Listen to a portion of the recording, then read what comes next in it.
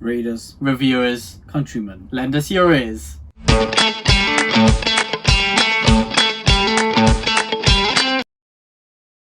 Hello and welcome to the Brothers Gwynne channel. Today we are doing a very exciting video of talking about our favourite reads of the year so far. Yeah, we are. It feels not too long ago since we did a video of our favourite books of the first 4 months of the month. Yeah, the first 3 months. 3 months. We filmed it in April. up to March, and now we've read even more. And I love to see how the lists have changed.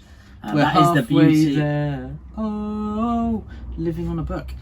John Bovey over here. But yeah, so it's great fun, and we're really excited to get stuck into this video.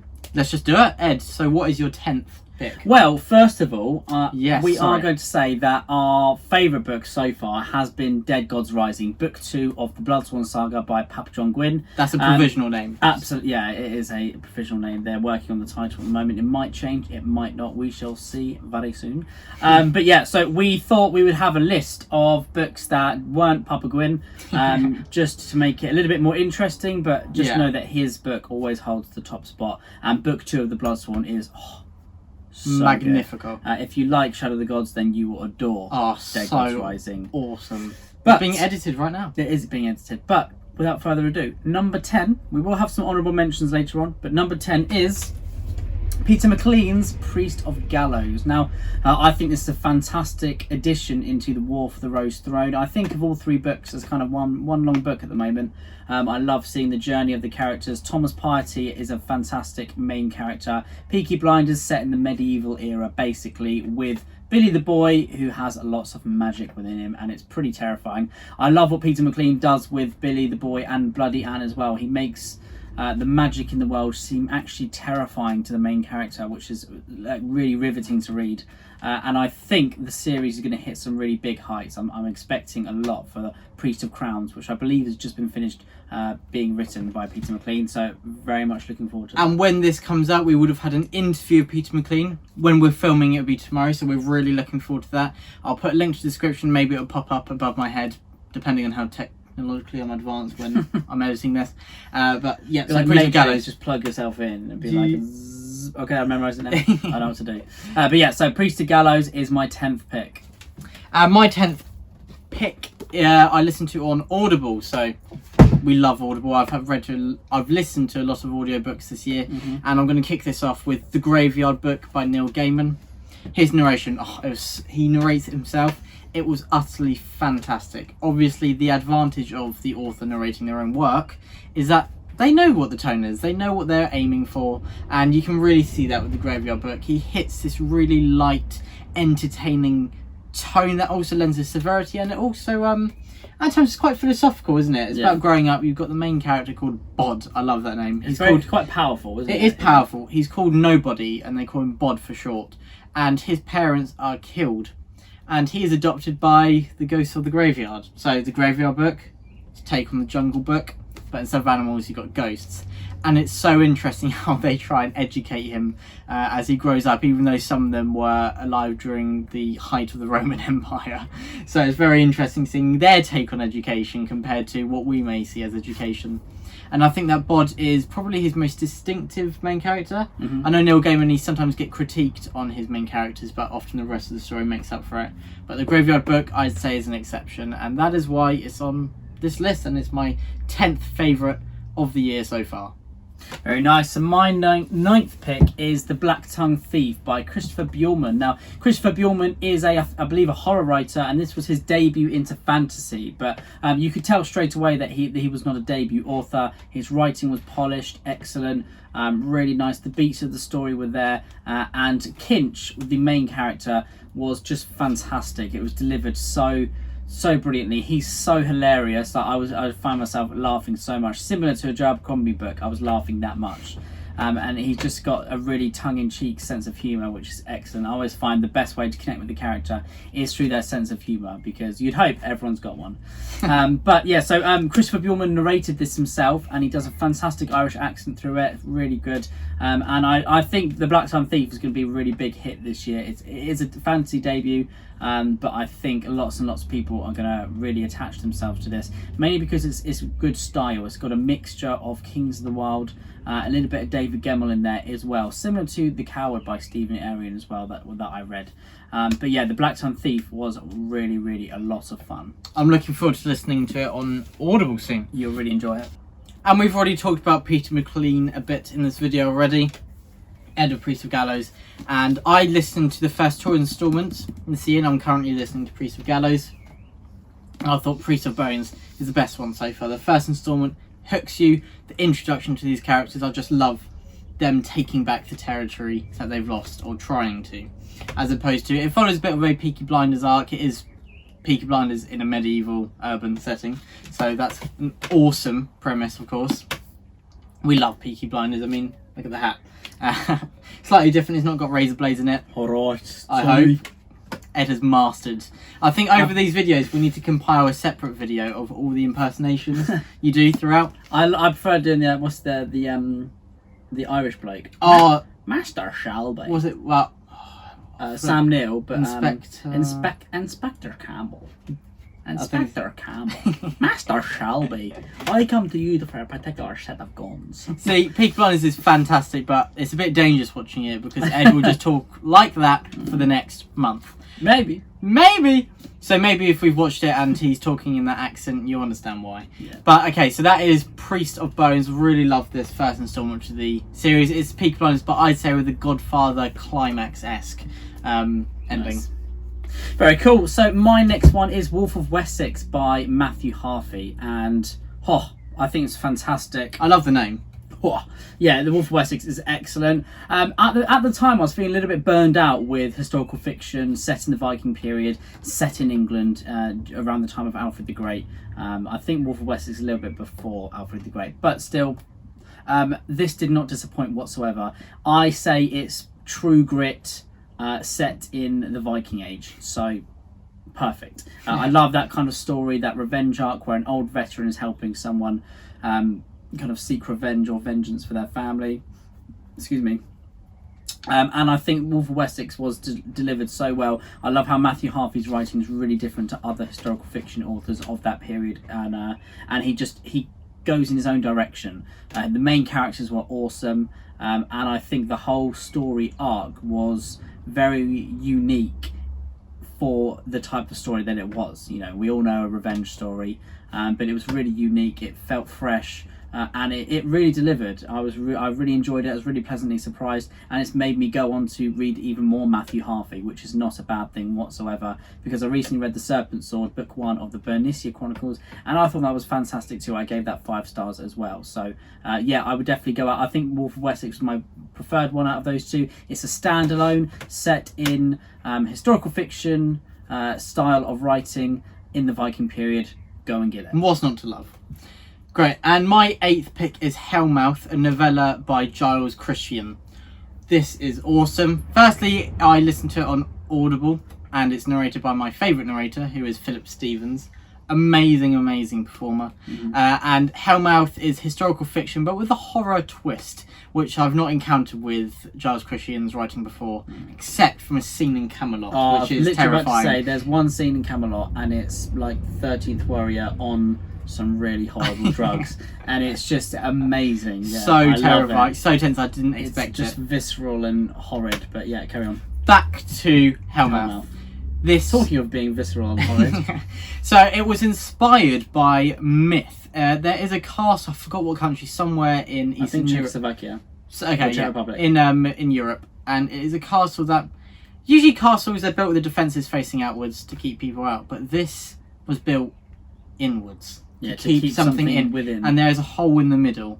And the myth was that, so it's true, there is a hole, there is a castle, and the myth was that this hole was a gateway to hell. That's true too. And so Giles Christian takes that inspiration and puts it into a terrifying novella called Hellmouth. Hellmouth, maybe a little hint what happens there. And Philip Stevens, his narration managed to terrify me for the first time ever that I've listened to an audible book and actually been scared. So I imagine he'll be really happy with that. And Hellmouth overall, great cast of characters, great plot, great writing, everything just top notch really. And it was a really great novella. Yeah, for a historical fiction novella set in the I think it's the 14th century as well. Yeah, I say similar to Black Death the film with Sean Bean in, meets Doom. So I love it. Thank you, Will. Moving on to my next pick then. My next pick is Children of Ash and Elm, A History of the Vikings by Neil Price. Now, this is a non-fiction, and it's all about the history, as it says, of the Vikings, of the Old Norse people, and it is genius. It's fantastic. It's probably the most comprehensive, accessible, enjoyable, and downright brilliant read I've seen that is an entry level for the Vikings, for their history. I've seen stuff for Neil Oliver, as well as many other authors that have written over a long period of time, but this is by Neil Price, who's a chairman, I believe, in the Uppsala Museum. And Uppsala is a leading university. Uppsala is a university that's leading in the archaeological discoveries of the Viking period. So Neil Price is an archaeologist as well as a lecturer, someone who really knows his business. He knows his way around a grave, not in a strange way. But yeah, so I would definitely recommend this to anyone who's got an interest in Vikings. If you go watch The Last Kingdom, you think, I need to find out a little bit more about that time period, this opens your eyes and broadens your understanding to such another level that you will not regret it. I love how Neil Price covers all walks of life within the Viking ages, as well as the prelude to the Viking era, such as the Valsyard period, similar to the Merovingian period in Europe as well. So I like that he talks about those influences that shaped Viking culture, and he also talks about how Eastern Vikings were different to Western Vikings. So the Eastern, the Rus, the Swedes, the Svea, all this kind of stuff. So yeah, it's got so much within it, really accessible, and it's a great read.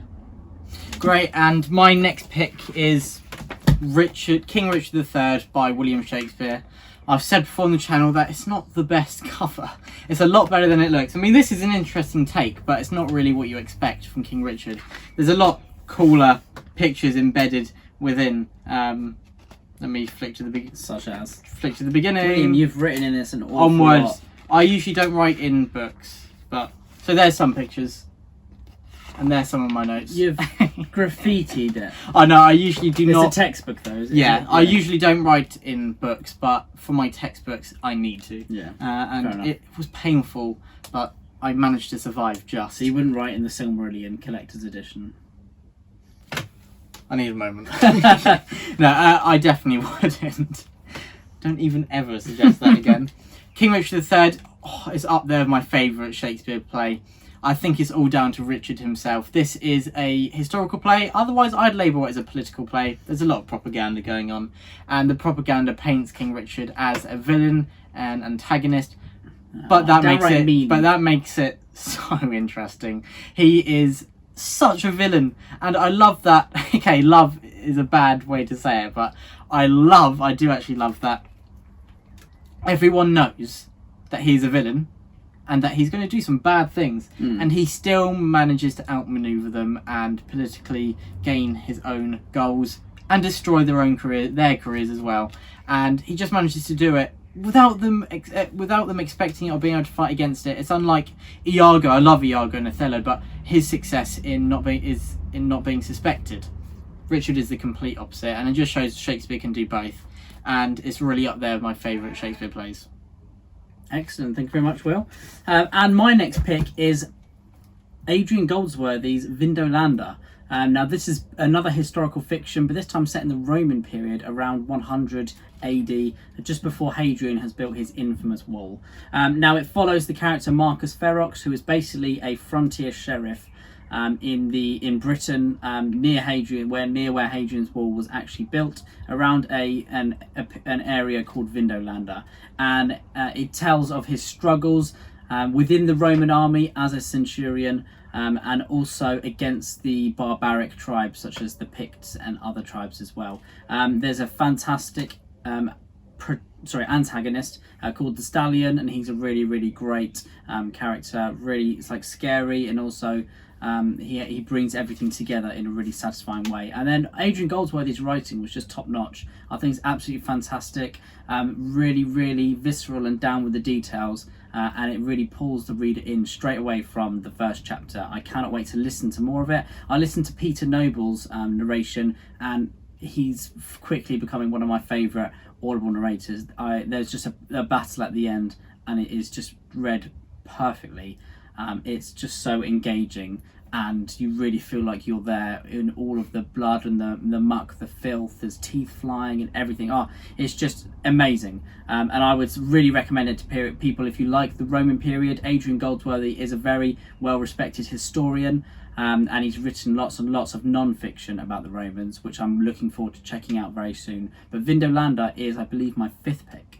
And also, Adrian Goldsworthy did a pitch for his most recent release, and Dream Releases video, and that's what actually got you into Vindolanda. Yes. Sorry, actually my 6th pick, not my 5th. And if you want to check that out, I'll put a card, it'll pop up. And I feel like Vindolanda's just inspired another obsession with you. But now, on to my 6th pick now. This is The Pale Horseman by Bernard Cornwell, another historical fiction pick. These are really hitting the top notch this year, aren't they? Which we've read. This is the 2nd instalment in the Saxon stories, or otherwise known as The Last Kingdom. It's been adapted to a Netflix programme, and this forms the latter half of season 1. I've read 3 instalments so far, and this is my favourite one so far. So I can say so far many times. Uhtred, I think that this is a great stage for him. He's quite young. I remember you saying before that when you read this, that you feel like it has more sentimental value because he was your age, and I think that I'm kind of similar. I think he's 21 in this, or 20, and a bit older than me, and he's doing a lot more courageous and crazy things than I would. Yeah, but I don't want you to go, to the Cornish coast and start raiding people. So come on, let yourself off, man. That's what I wanted to do during summer, though. Yeah, no gap year for you. You just ruined my plans. But I think that this is really fantastic. It takes Uhtred. I love the idea of his own story within the wider arc of helping England become one kingdom, and I think that in The Pale Horseman, that Bernard Cornwell crafts the perfect balance between those different storylines. And so there you go. That is why The Pale Horseman is my 6th pick. Very nice, Will. And my 5th pick is No Country for Old Men by the great Cormac McCarthy. This is a phenomenal book. If you've seen the film, then you know what heights the book is going to hit, because Javier Bardem is terrifying. Yeah, Anton Chigurh here is the antagonist. I always get confused with them two.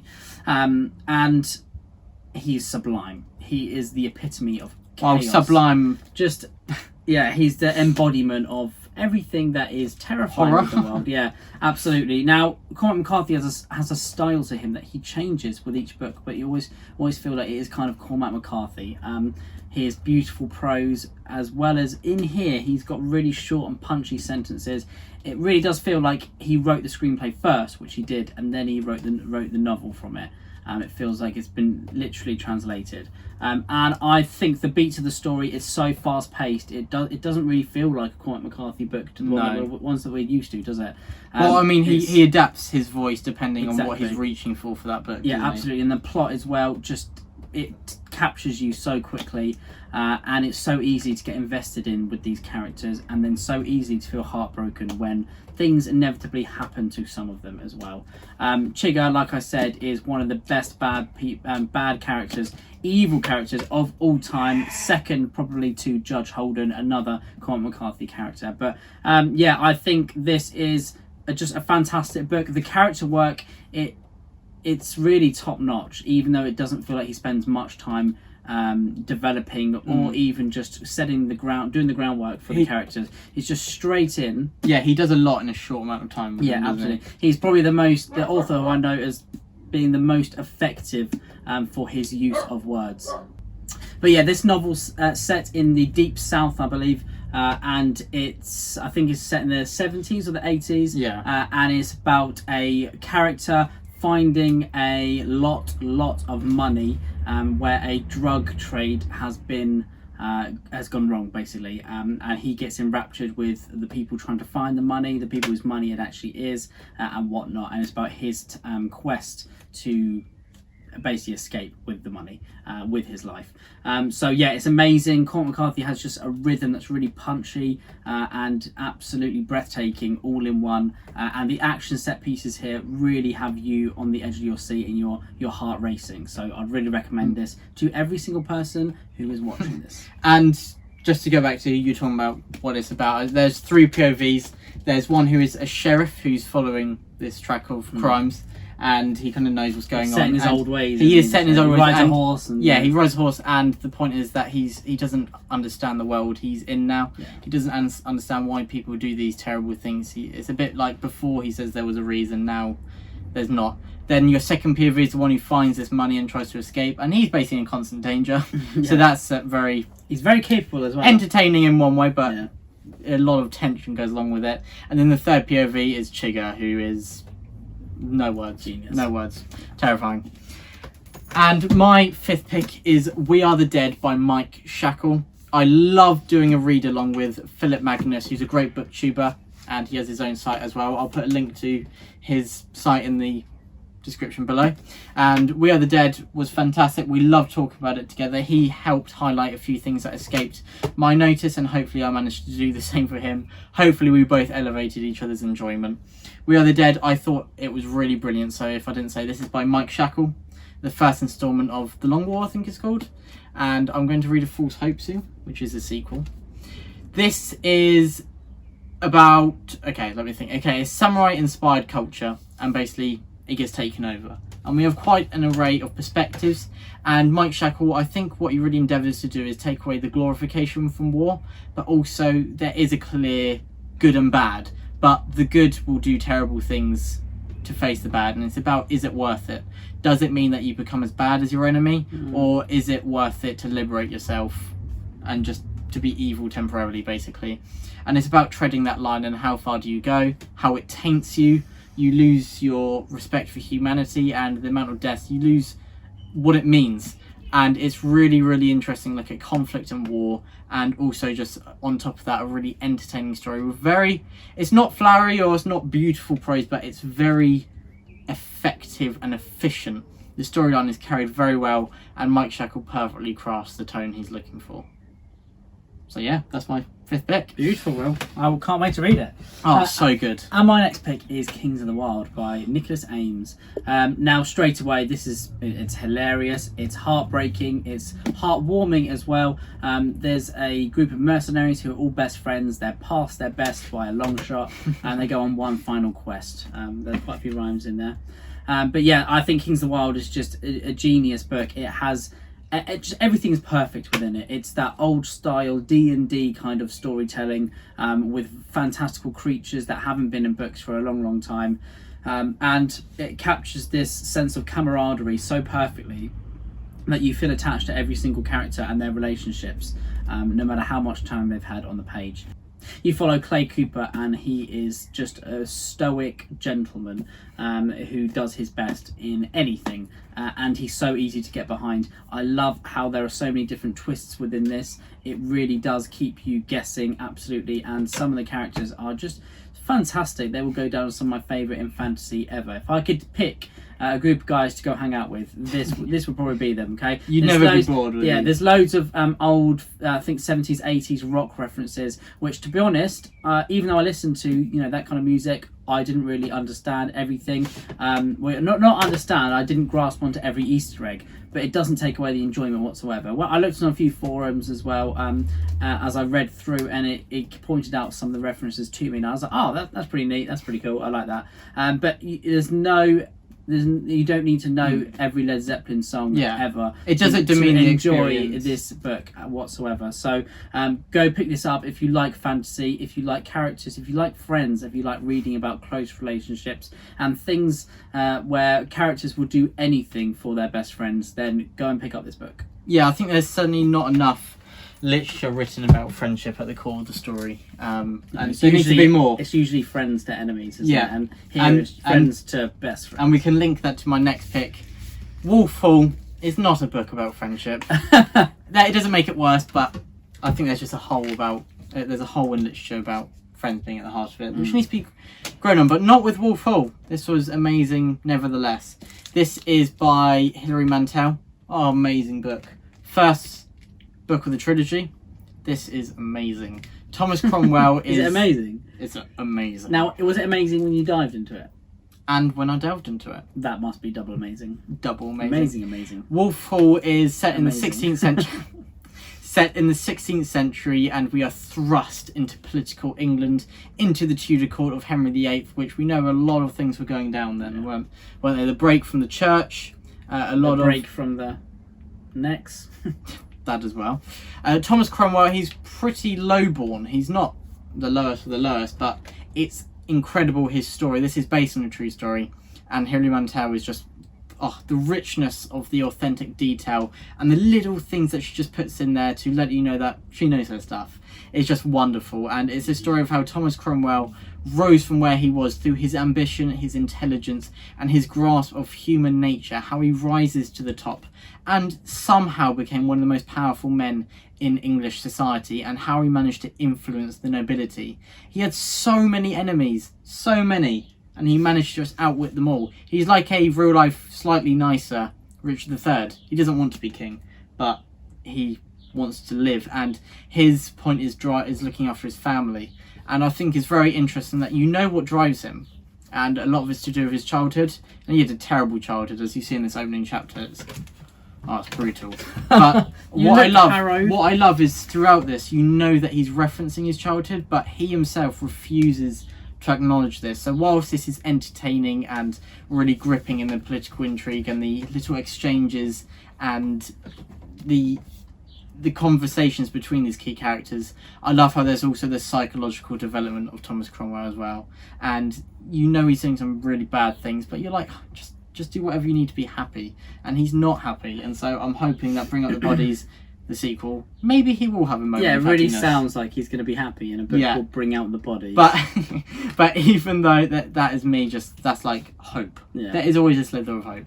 Maybe it's an ironic title. I don't know. Yeah.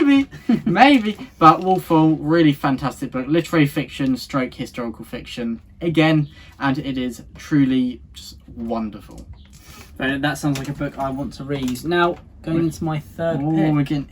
We're getting to the big hitters. This is Tom Swan, The Siege of Belgrade, books 1 to 6. Now, it says books 1 to 6 because they are novellas, so novellas 1 to 6.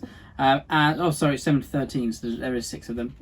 If I'm doing my maths correctly. But this is 15th century medieval Europe if Indiana Jones met Merlin. Okay. What a pitch. Yeah, absolutely. This should be a TV show. Now, all of you know that I love this series. I love Christian Cameron as an author and as a friend. He's a great, great guy. And the reenacting that we do just only enhances my enjoyment of Tom Swan. I think Tom Swan's a fantastic character. I love reading about him. I wish I was him. He's got such a great life. And I just love the writing that Christian Cameron does in his historical fictions and in his fantasy as well, and now sci-fi, which we'll talk about in a little bit. But yeah, Tom Swan is just, in my opinion, genius. It's one of the most perfect arcs, and as you turn each page, it gets darker, it gets grittier. Tom Swan goes through ordeals, and then he has high moments, he has low moments. Everything about this just feels so real, which is exactly what I want to look for. What I look for in a historical fiction book, because if it doesn't feel real, then I'm not going to enjoy it. Okay, so you have to be immersed, don't you? Yeah, absolutely, and the immersion here is next level. I feel like this is like a VR book. I've got a VR headset on. I'm just looking around at all the different clothes and the smells in Italy and everything. But yeah, I love the setting. I love the characters. I love the combat, the dialogue, and I love everything about it. What a pitch. And yeah, that is another one of your obsessions, and you talk about Tom Swan as if he's like a family friend. But we need to be honest. They're lifestyles. And now I think, are we on to... You're on number 3. Yes, it is not a book. I picked up a book and I was thinking I'm missing one here, and it's because I listened to this on Audible. I need to get a copy, but I'm saving up for a bit of a special copy, hopefully. And this is going to be Golden Sun. This is the second instalment of the original. Well, if you're looking for a special copy, you're going to have to save up a few grand, aren't you? A lot. But as in, I think there's one that I've forgotten where. I'll find one. It will be mine. Oh yes, it will be mine. But Golden Sun is the second. Do you take cash? Golden Sun is the second installment in the Red Rising saga, the original trilogy, and it is mind blowing. We're at this point where I can't speak. Because it's that good. It's that good. We've got a Red Rising review up. I can put a link to that as well. A card will come up, and Golden Sun is a sequel to that. In this review, I say that I thought Red Rising was really great, but it only hit its mark in the final third. And Golden Sun picks up on that ending and starts at that brilliant pacing and storytelling, and he picks up at that height of Pierce Brown's story in Red Rising, and then matches it throughout Golden Sun. It's phenomenal. And the narration by, I think, Tim Gerald Reynolds? You thought correct. I think so. Yeah, and he is fantastic as well, and he really brings Darrow to life. I think that Darrow in this, he does show himself to be human, and he does have growth, and events do affect him. Unlike in Red Rising, he seems a bit too stoic for my liking, but that really changes in Golden Sun. And again, the surrounding cast of characters are magnificent. And also alongside this, you fear, because Pierce Brown does not care about killing his surrounding cast. He will kill them throughout the story. Just, I think it's time another character died. I've gone 20 pages without someone dying. Let's add another one. Oh, you're smiling? Yeah. Yeah, if something happy happens, I'm not actually happy, because I think they're going to die in the next scene. Yeah. And they do. Mostly I'm right, yeah. But Golden Sun, really brilliant, and the ending is shocking. Really shocking. I was gaping, and Ed was staring at me like, what is going on? And I was like, don't talk to me. And then when I finished it, I said, it's Golden Sun, and he understood. You understood. First Thank time. you. So there we go. That is my third pick. It's Golden Sun by Pierce Brown. And now into my number 2 pick. Dun, now, dun, dun. None of my lists will be complete without a Western, and Lonesome Dove takes the number 2 spot. It was pretty tricky for number 2 and number 1, but number 1 just blew me out of the park so much that I had to push Lonesome Dove, which you all know that I love, down the list just a tad. Lonesome Dove made me weep uncontrollably. It's, I think, a 1,000 page epic that is, as Joe Abercrombie says, it starts as a comedy and it ends as a tragedy. It is like an epic poem. It's just geniusly told. It is a Western set with 2 grizzled old Texas Rangers that I have been reading about for a long time now. And they go on one final adventure, as it were, to drive cattle all the way from Texas all the way up to Montana, and they want to be the first people to do so.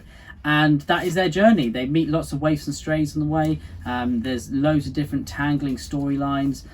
There's the writing is just so easy to get into. There's no one POV. Larry McMurtry is such a good writer. He can just switch and mold into every different character. If they're all sitting at a table, he will go to each of them and each of the characters, and you will see within their mind frames how they work, what their sense of humour is, what their motivations and goals are, and how they associate with the other characters around them. And to me, that just enhanced every single word that I read.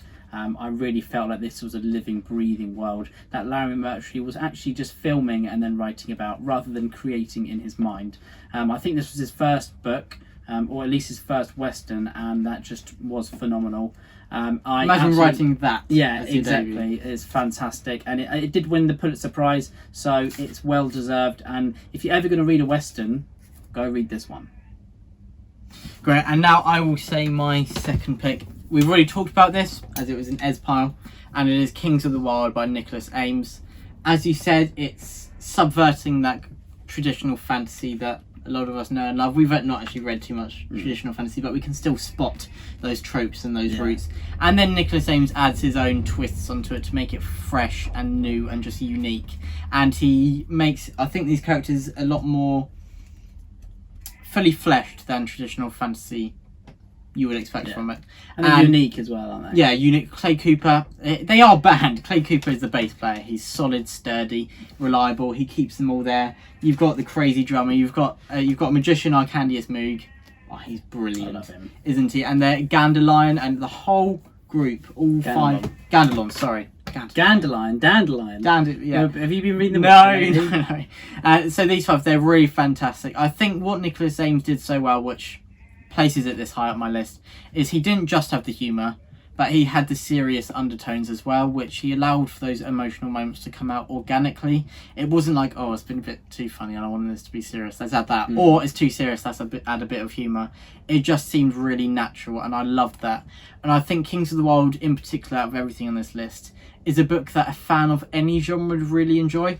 If you don't really read fantasy, I think that you would really enjoy this. And if you are a veteran of the fantasy genre, I also think you'd really love this.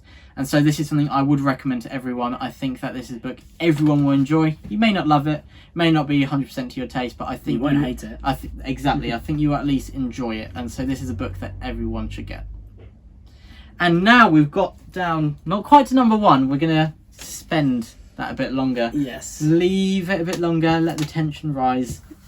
And we're going to have some honourable mentions. Yes, we are. So my first honourable mention is The Winter Road by Adrian Selby. This writing is fantastic, and the main character is just brilliant. She's so hardcore, to be honest. She's so tough, and she's got really lots of unique and interesting features about her life. I'll leave it there. But yeah, I think this the writing here was excellent. The climax was fantastic. Adrian Selby has a really nice writing voice. You can tell that he's honed his craft. And if you like grimdark, if you like fantasy that feels real, this is right up your street. This will be your cup of tea. Very nice. And I have The Blade itself by Joe Abercrombie. I think that this could be number 1, but I'm not quite finished, as you can tell from this bookmark from the broken binding. I've got another 100 and bit pages left. This is it's amazing. It's just awesome. There's a fantastic array of perspectives. This is very different from what I expected. It's lighter in tone than I expected. I knew it was going to be funnier, but it was funny, I mean, and it's even funnier. I love the characters. I was actually worried diving into this because I had such high hopes. I was thinking, oh, well, this could be one of my favourite series of all time. What if it doesn't reach it? But I didn't need to fret. No. I just had to rely on Joe Abercrombie. This is fantastic. So easy to read, which I find really surprising. And this is his debut, isn't it? Yeah. Really fantastic. And it's only an honourable mention because I haven't finished it yet. And so I can't see it happening. But if the ending was utterly horrendous, it might bring it down low on my list. But there we go. So probably next time we do this, it's going to be way, way, way up there. And so there we go. That is The Blade itself. Yeah, look. There it is. Wow.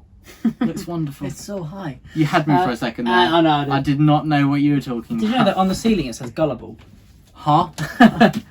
So my next pick is for my honourable mentions is The Counsellor by E.J. Beaton. Now, this was not my usual cup of tea, not my usual type of fantasy, which makes it even better in my opinion. It's a politically based fantasy that has inspiration with the Renaissance era. Lots and lots of what's his name again? Machiavelli. I say Moriarty. I was thinking, hang on a minute. Yeah, there's loads of Not quite Sherlock Holmes. No, but yeah, there's loads of Machiavellian politics in this, and I love the relationships between the characters. It's a smaller cast than usual, which I think really, really benefited it, and I'm really cannot wait for book 2. E.J. Beaton is a brilliant writer. Again, this is her debut, and it just makes you feel I'm never going to be a good author because I can't write anything as good as this ever. But You're it's great. A good book. It's a good book, so I really enjoyed this. It's when you read something great, and it's like we've been watching Wimbledon, seeing these 16 and 18-year-olds, and I'm just like, great. They're my age. There's hope, though. And what have you done with your life? Oh, yeah. You've won awards at school for being the best at this and the best at that. It's not You quite went to Wimbledon. It's not quite Wimbledon. Durham University, because you're Stop it. you're the best around. And the next, my clipboard with my notes on has just fallen. I like to be organised.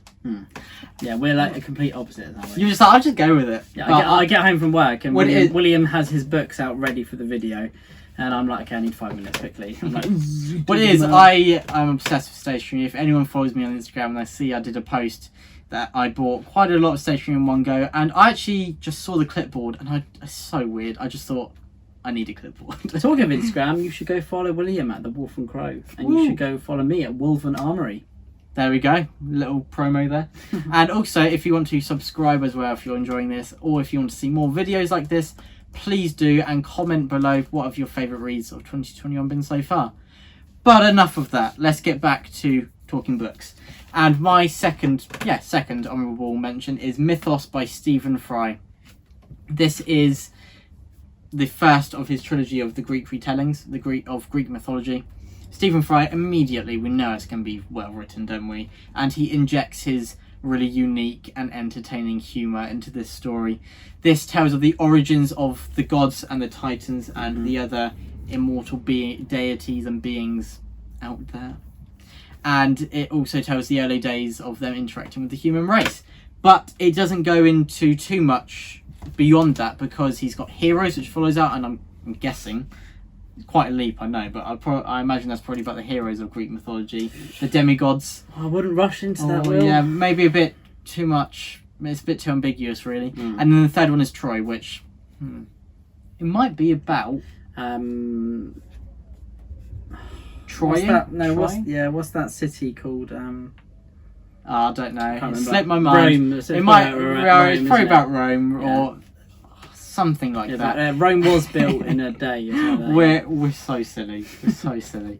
But Mythos is really great retelling. I think, again, it's one of those books that I didn't quite love it, hence it didn't hit my top 10, but it's just so entertaining and I just couldn't stop reading.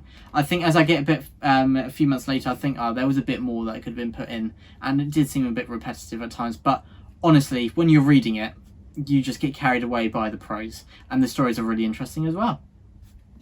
And now, Ed, what is your third and final? My third and final honourable mention is Artifact Space by Miles Cameron. So this is Miles Cameron's first sci-fi. I know he's a big reader of sci-fi. He's not on here once, he's on here twice. I know. Yeah, maybe more. Who knows? But yeah, Miles Cameron, his writing here is fantastic. I love the details he has in his sci-fi world. This is a space opera, and I think if you like Mass Effect, you will love this, because it's all about the relationships between the characters, how the main character's choices affect the world around her. And she is brilliantly written. Her name's Marka and Barrow, and she's kind of I think she's inspired by what's her name from Little Women? The main girl. Saoirse Ronan, I'm not sure how you say that name, but yeah, so it's kind of like her with her kind of unbattering personality, and she doesn't shy away from anything, and she wants better things for herself, and she deserves it completely and utterly. I think this is just fantastic. I think loads of the concepts are genius. I'm not exactly the biggest sci-fi nerd whatsoever, but I really enjoyed reading about these details about how a plane or a spacecraft is flown, and how it's landed, and all of the different fighting within it, all of the different technology, as well as all of the politics between different planets as well. And we can see on here the great ships. They are shaped like swords for a reason, and I really cannot wait to read book 2, which I think Christian Cameron's writing right now, and I think it's called Deep He'll probably have Black. it done by next week then. It'll be done by Wednesday. So yeah, absolutely. I think this is a great book, and if you like sci-fi, go check it out. And now I'll go into my final honourable mention, and again, Ed's got there first. It's The Counsellor by E.J. Beaton. So just to regurgitate what you said, this is Machiavellian political fantasy, which is set in a Renaissance-inspired culture. It's a world that is gender equal there, and I found that really interesting. And I think that's E.J. Beaton's statement. This is very political, and I think it does relate to our own world as well. There's a lot of messages and didactic intentions, I think, in there. And I think just by having a gender equal world, it just shows that this is the potential. This is what it should be. This is normal. And I think that she does that really well, that it doesn't come across as cheesy or anything. It just comes across as natural and organic and genuine as well. And on top of that, it's an awesome story. As Ed said, this isn't what we usually read. If we read fantasy, we're usually looking for all the action, the large-scale conflicts, and we do get that, but not for a large majority of this story. The set pieces here are fantastic. I think there's 2, and one is small-scale duels, and one is large-scale, and E.J. Beaton executes both of them masterfully. So there's not a lack of action because it's her weakness. It just shows that she's got strengths across the board, doesn't it? And her strength, I think characters, one of the best authors to form character in this story that in any book that I've read. The distinctiveness of our central characters, I think often the wider cast in stories can come across as a bit 2D, but it doesn't matter as long as the main characters are done well. but not the counsellor, not E.J. Beaton. Everyone is going to be real, fully fleshed human beings with a realistic psychology that goes along with their motives and everything they do. Nothing is for plot's sake. It's all worked out so well. And it's just really intriguing, and it was a debut release this year, so please check this out.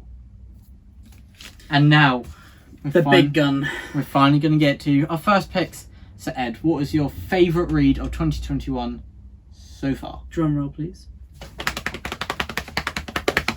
My It legs are is hurting. Killer of Men by Christian Cameron. It is, and guys, it's about Arimnestos of Athens. Arimnestos is a Greek character in the histories.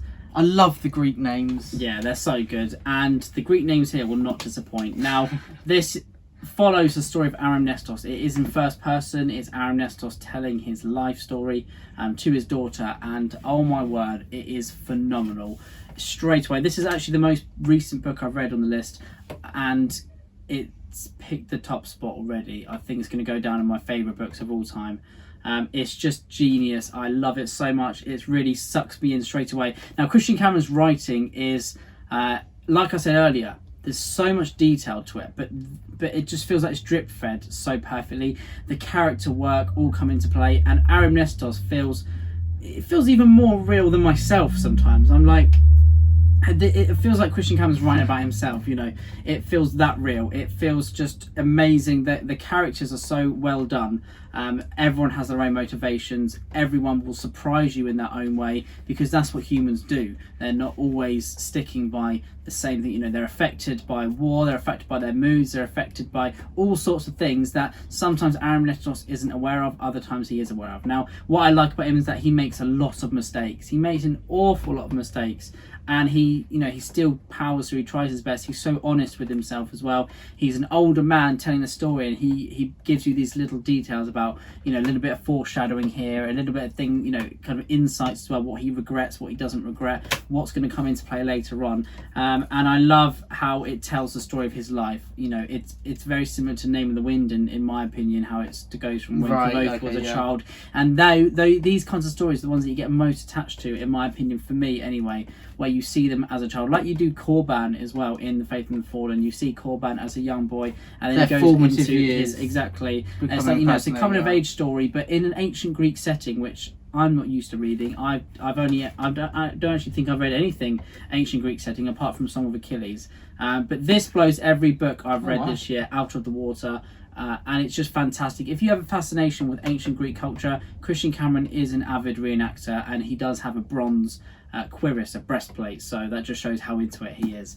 But yeah, if you want to read about the storm of bronze, about the phalanxes and all things about shields and aspices and spears, come and read this. If you want to read about character relationships and how everything affects people, affects characters, and how people can go from your best friends to your enemies and vice versa, then read this as well. Killer of Men is not a book to be missed.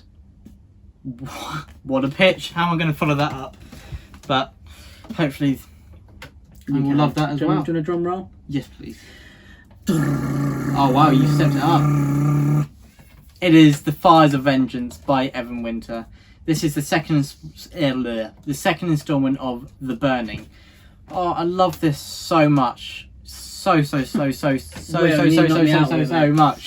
That is how hard it hit me. I was just sprawled there like, whoa, what have I just read? I loved The Rage of Dragons when I read it originally a few years ago, 2019. And I was so tense picking The Fires of Vengeance up a few months ago, thinking, is it going to live up to what The Rage of Dragons was? And it did, and I'm so relieved that it did as well. I think some people get annoyed that he is just focused on his vengeance, and I think that he's not just boiled down to just that. I think that obviously that is his driving force, and it's understandable, and more things happen to fuel that fire. It's not just, oh, that one event happened years ago, let's feed off of that. It's stuff happening again and again, being put down by this set rigid hierarchy and the injustices of the society that Evan Winter plunges us into. I think this is really interesting how it balances character, action, plot, it's just fantastic. The balance, I think, is wonderful, and the action from small scale duels from Tower's perspective, showing his rage and just his drive and his will to die as long as he succeeds, compared to the larger scale conflicts as well, where he can't just win it just through his own actions. I think it's just magnificently done, and I really cannot wait for the Lord of Demons. What a title! What a title! This is one of my favourite series, and I really hope it continues, and I have full faith that Evan Winter's going to end and continue this series for however long it goes on for. I think I believe there's 4 books planned. Hopefully. It's going to be awesome. Hopefully more. Awesome. So, there we go. They are our top 10 reads of 2021 so far. 10 each, plus some honourable mentions. Really hope that you've enjoyed. Obviously, we've loved talking about our favourite reads again. Yeah, I think a lot of fun. I was looking through Goodreads, and there's a few that I'd actually kind of slipped from my mind slightly, and then just looking at the title again just caused this surge of emotions again, this re-emergence of memories of reading these books, and I'm sure you felt the exact same. Absolutely. I know you did, because when we were sessioning out, as Ed said, I had my books ready. I walk into his room and he's staring at his shelves and he's like, what about that one? And then he's like, no, that one, I need to pick this one and that one, and the smile on his face. So hard to choose, and the poor books that you don't choose. I know. But this is the beauty of it. Yeah. The way books make us feel, and each book has something to deliver something to us that we absolutely adore. Yeah. And all of these books have really, really hit heights that we were just absolutely loved. We were surprised by, and sometimes not so surprised by. We expect greatness from some of our favourite authors, and others really took us by storm. And it's so much fun. We love this community, guys. We're really looking forward to talking to authors, who are actually on our top 10 list as well, such as Peter McLean soon. We're having another interview with Christian Cameron, which I'm very excited about at the end of the month. And it's really exciting time for us, guys. And we've had a great time filming this video. So thanks for watching. Again, if you enjoyed, please do subscribe, leave a comment below, like the video, anything that you want to do. And thank you for watching. Truth and Courage, the Brothers Gwynne. Stay safe, truth and courage.